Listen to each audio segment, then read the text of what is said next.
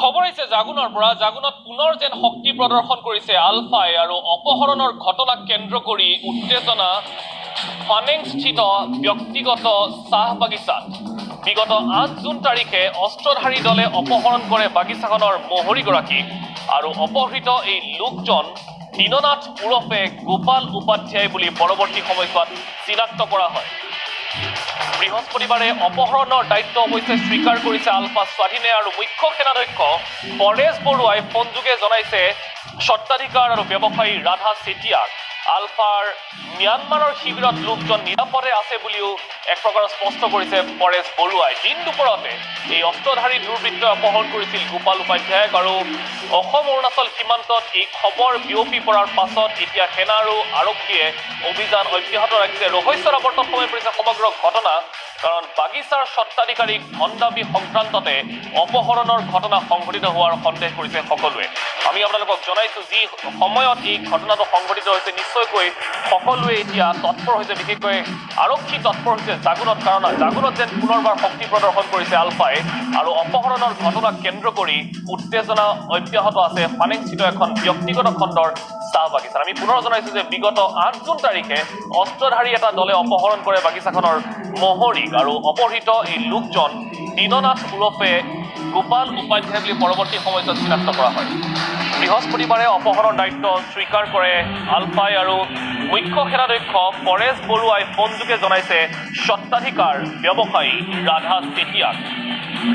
এই মুহূৰ্তত আমি আপোনালোকক এখন বিশেষ আলোকচিত্ৰ দেখুৱাইছো। এইজন হৈছে যিগৰাকী লোক অপহৃত হৈছে, এই দীননাথ ওৰফে গোপাল উপাধ্যায়, সেই বাগিচাখনৰ মহৰীজন, আৰু এইগৰাকী হৈছে স্বত্বাধিকাৰ ৰাধা চেতিয়া।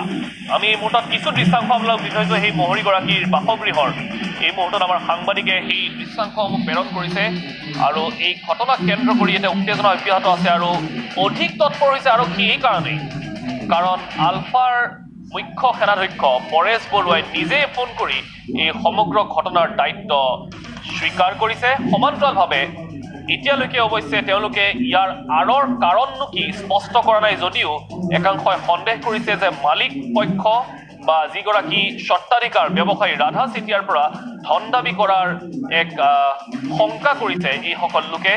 আৰু অৱশ্যে পৰেশ বৰুৱাই স্পষ্ট কৰিছে যে যিগৰাকী লোকক গোপাল উপাধ্যায় তেওঁক অপহৰণ কৰা হৈছে, তেওঁ বৰ্তমান সময়ত ম্যানমাৰৰ শিবিৰত ৰখা হৈছে আৰু বৰ্তমান সময়ত তেওঁ নিৰাপদে আছে বুলিও জনাইছে পৰেশ বৰুৱাই। অৱশ্যে এই ঘটনাৰ সত্যাসত্যতা কিমান এয়া বিশেষকৈ আৰক্ষী আৰু আমাৰ সাংবাদিকসকলেও এই ঘটনা সন্দৰ্ভত নিজাববীয়াকৈ তদন্ত বা অনুসন্ধান তেওঁলোকে আৰম্ভ কৰিছে।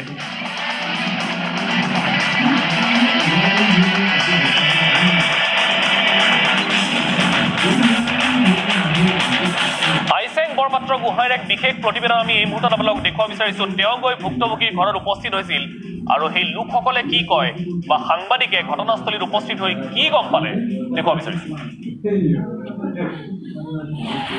হয়, মই বৰ্তমান উপস্থিত আছোঁ লেখাপানী আৰক্ষী থানাৰ অন্তৰ্গত ৩ নং উদয়পুৰ গাঁৱৰ দীননাথ উপাধ্যায় ওৰফে গোপাল উপাধ্যায় বাসগৃহত। আৰু এই গোপাল উপাধ্যায়ে যোৱা ৮ তাৰিখে ফানেঙৰ এখন চাহ বাগিচাৰ পৰা উগ্ৰপন্থী দলে অপহৰণ কৰি লৈ গৈছিল। জাগুনৰ প্ৰতিষ্ঠিত ব্যৱসায়ী ৰাধা চেতিয়া, এই ৰাধা চেতিয়া নামৰ ব্যক্তিজনৰ এখন চাহ বাগিচা ফানেঙত আছে আৰু এই ফানেঙতে এই চাহ বাগিচাখনত মহৰী হিচাপে সেই দীননাথ উপাধ্যায়ে কৰ্মৰত অৱস্থাত আছিল।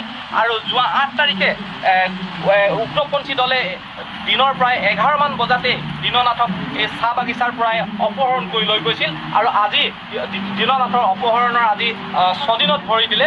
যিহেতু আজিলৈকে দীননাথৰ লগত যি দীননাথৰ পৰিয়াল আছে, এই পৰিয়ালৰ কোনো লোকে তেওঁলোকক যোগাযোগ কৰিব পৰা নাই, যথেষ্ট শোকত ভাগি পৰিছে।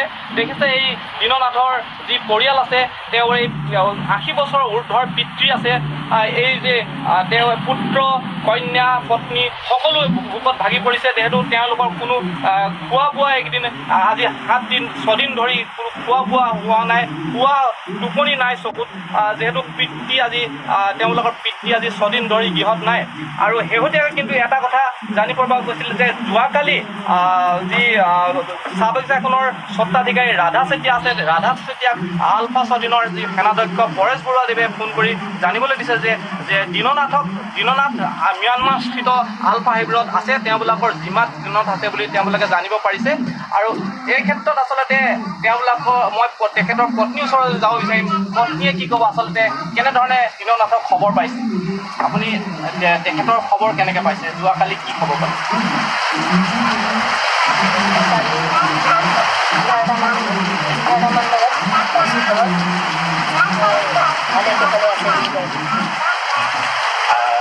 কোনে জনালে আপোনাক খবৰ?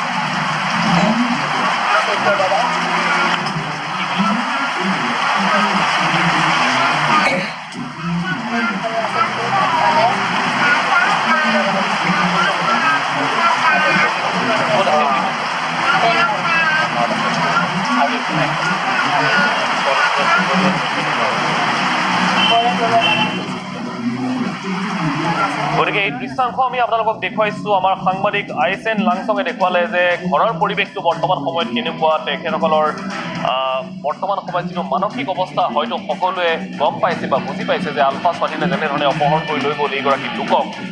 কিন্তু এই সমগ্ৰ ঘটনা এতিয়া ৰহস্যৰ অৱতাত আছে এই কাৰণেই, কাৰণ আলফা এতিয়ালৈকে কোনো ধৰণৰ কাৰণ দৰ পোৱা নাই।